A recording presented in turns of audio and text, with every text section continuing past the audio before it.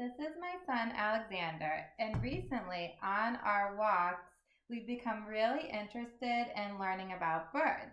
So we decided that we would get a book about birds so we could learn more about how to be better bird watchers. Alexander, what is the title of this book? Birds. And is this a real book or is it a fiction book? Non-fiction. Nonfiction. And how did you know that it's a nonfiction book? It tells you about all different kinds of birds. That's right. And sometimes this kind of book is called an informational book because you can get lots of real facts, real information about real things. And in this case, this book is all about birds. Nonfiction books or informational books have a lot of pages, a lot of pictures, and a lot of facts. So sometimes it's helpful to first decide why you're reading the book, what you want to learn, and then come up with a plan using the table of contents to decide which pages you want to read. So the table of contents is a list of different topics. You know where the page is that you're looking for. Exactly. And it has page numbers so that you can go to the pages that are most important to you. Now, my purpose of reading the book is I want to learn tips for being a better bird watcher. Alexander, what are you interested in learning about today? Learning how to look for birds. How to look for birds. And one thing I was thinking, so we both want to learn how to look for birds and how to be better bird watchers. And one thing that I'm also really interested is in learning how to find blue jays, because blue jays are one of my favorite birds to look for. So I think our plan should be to first go to page 10. I'm looking at the table of contents, and it says that has field tricks and tips. And then I was thinking we could go over to page 96 to learn about blue jays. So Alexander's going to go to page 10.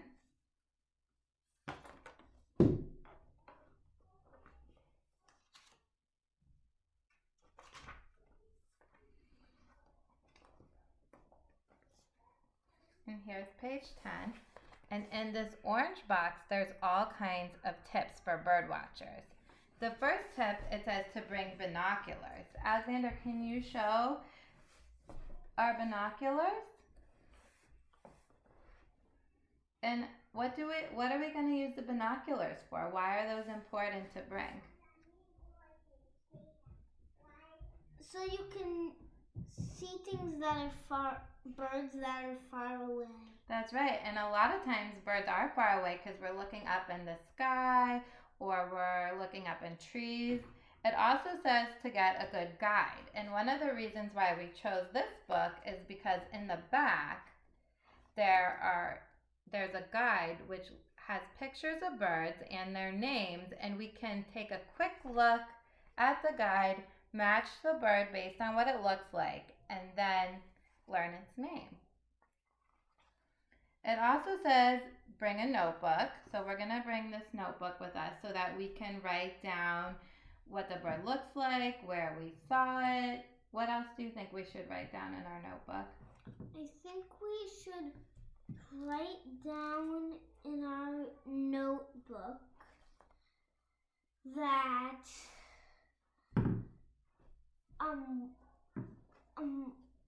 what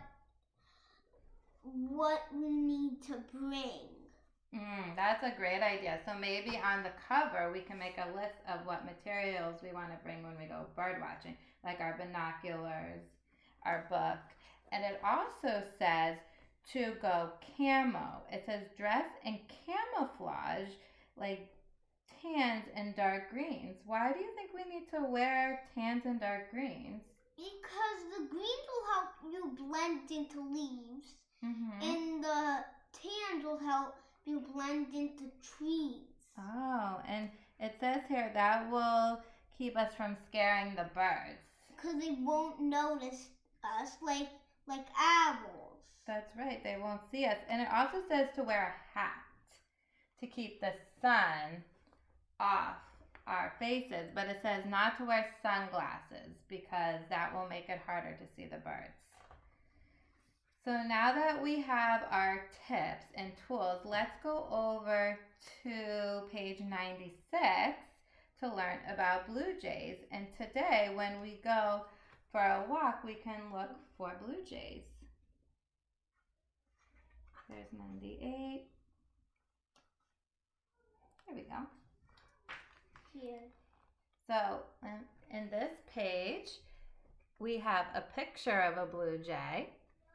There's a map that shows where blue jays live. And on the map, it shows that blue jays live in America. And there's a lot of blue jays in the East Coast, so in Massachusetts. So I think we have a good chance of seeing some blue jays today. My favorite part is right here. It says 10 seconds. And this diagram, this picture, tells you 10 different things to look for so you can identify a blue jay in 10 seconds. It says look for the crest, which is these feathers on top of the blue jay's head. It says white tips on the wings. It says a blackish neck. And it says long tail feathers with white tips. So these are some clues for finding blue jays. It says when they're out and about, blue jays get noticed. Their colorful feathers, proud chest, loud squawking calls, and bossy behavior can't be ignored. They thrive on acorns. That's so interesting. And I see in this picture the blue jay is eating an acorn. I think this might be a good tip for finding blue jays because we can look for acorns. And then maybe blue jays will come to eat the acorn. Exactly. It also says they like to eat other seeds, fruits, and insects. When blue jays find too many acorns to eat in one setting, they bury them under leaves in the woods. Blue jays' nestings demand a high-protein diet, and parents provide it by feeding them nestlings of other bird species. Jays will also eat other birds' eggs. I didn't know that. Did you know that? And they love the offerings at bird feeders, often hogging the food until they've had their fill. It sounds like blue jays are very hungry birds. But I think that's so interesting. So we will definitely look for acorns, and that might give us a clue. It also says blue jay sounds range from a quiet weedle weedle to their loud signature call, jay, jay, jay. Blue jays often mimic the scream of a hawk, causing people to search in the sky for it. I think we've done that before, where we've heard a blue jay and we thought it was a hawk, so we looked up.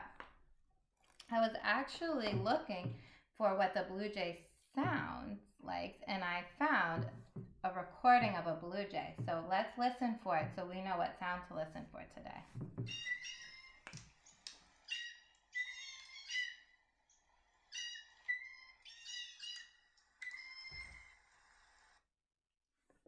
So we'll listen for that sound.